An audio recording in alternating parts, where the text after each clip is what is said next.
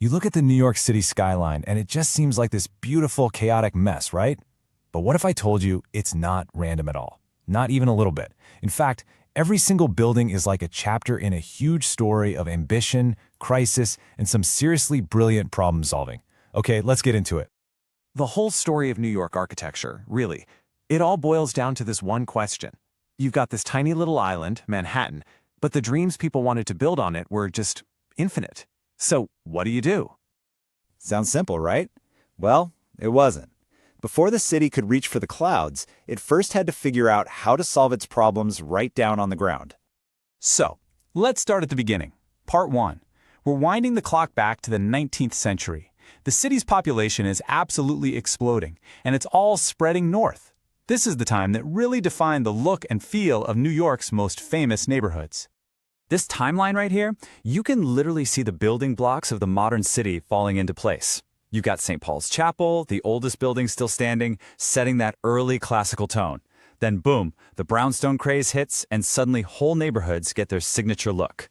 But the real game changer, you see it?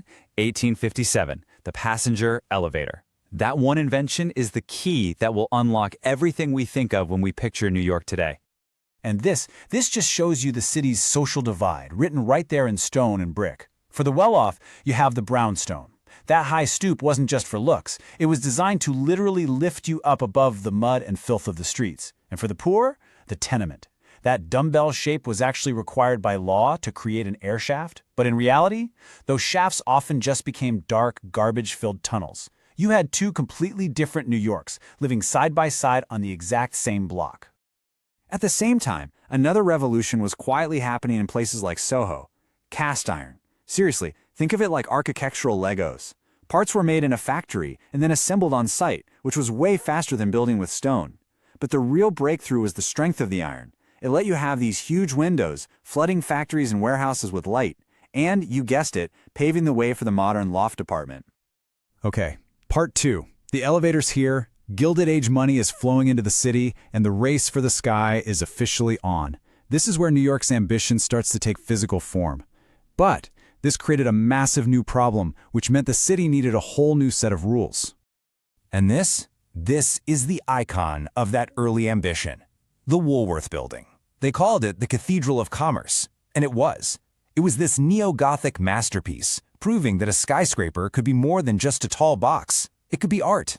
It could be a symbol of pure power that just dominated the skyline.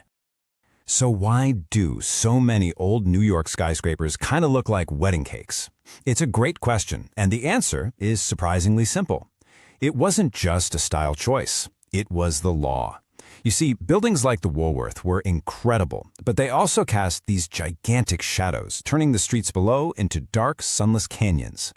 The city had to do something. And here's what they did. The 1916 Zoning Resolution. This one law completely reshaped New York's future. The rule was simple. The taller your building gets, the farther back from the street you have to build it. The goal was just to let some sunlight hit the pavement. But the result? It accidentally created the most iconic skyscraper shape in the world. And you can see the change so clearly here. On the left, a pre-1916 building, basically a giant wall that plunges the street into permanent shadow. But on the right, you see the effect of the new law. That tapered, tiered, wedding cake look. A single rule is responsible for the shape of some of the most famous buildings on Earth. And architects didn't see this new rule as a restriction. They totally embraced it. Those setbacks became the defining feature of the Art Deco style. Just think of the gleaming spire of the Chrysler Building or the majestic profile of the Empire State Building. These weren't just buildings. They were monuments to the Jazz Age, all born from a simple rule designed to let in a little more sun. All right, part 3. We're jumping ahead. After World War II, the whole mood changes. All that fancy, ornate Art Deco stuff, suddenly it just felt kind of old-fashioned. A whole new philosophy called modernism took over, and with it came a totally new look for the city. And, yep, another new set of rules. And what a shift it was. On one side, you've got Art Deco, all about shape, decoration, and texture. On the other side, modernism, which is the polar opposite. The new mantra was, less is more. The ideal was a pure, simple box of glass and steel, just like the Seagram Building. But wait a minute. How did they get away with building a straight-up box? What about that 1916 wedding cake law? You guessed it. They changed the rules again. The 1961 zoning resolution created a new deal. A developer could ignore the wedding cake shape and build a straight tower if they gave back some of their land at the street level as a public plaza. This right here is why so many towers in Midtown are set way back from the sidewalk in the middle of these big open spaces.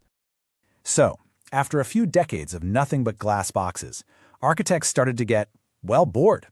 Postmodernism was basically a rebellion against all that seriousness. Decoration came back, history came back, but this time with a sense of humor. The most famous example has to be the Sony Tower, with that crazy top that looks exactly like a piece of antique Chippendale furniture. It was a playful jab at the old guard. Which brings us right up to today, and to this number, 1 to 24. What is that? That is the absolutely insane width-to-height ratio of the Steinway Tower on Billionaires Row. It's not a nickname. It is literally a pencil tower, the skinniest skyscraper in the world. So, how does a building that thin not just tip over? Well, the engineering is just mind-blowing. The biggest problem, of course, is the wind. A building this slender wants to sway back and forth like a blade of grass. The solution is pure genius, a tuned mass damper. It's a massive weight, we're talking hundreds of tons, hanging like a giant pendulum near the top of the tower. When the wind pushes the building one way, this giant weight swings the other way, literally canceling out the motion. Incredible. So we've gone from low-rise brownstones solving problems on the sidewalk to super slender pencil towers being stabilized way up in the clouds. Now, let's put it all together so you can become an expert at reading the skyline for yourself. Think of this as your official decoder ring for the New York skyline. It's your cheat sheet. See a grand, ornate stone building like Grand Central? That's Beaux Arts. Spot a tapered wedding cake tower? Classic Art Deco, all thanks to that 1916 law. A simple glass box sitting back on a plaza? That's modernism, a product of the 1961 law. And if you see something that looks impossibly skinny, that's contemporary engineering pushed to its absolute limit. And that really brings us to the single most important thing to take away from all this.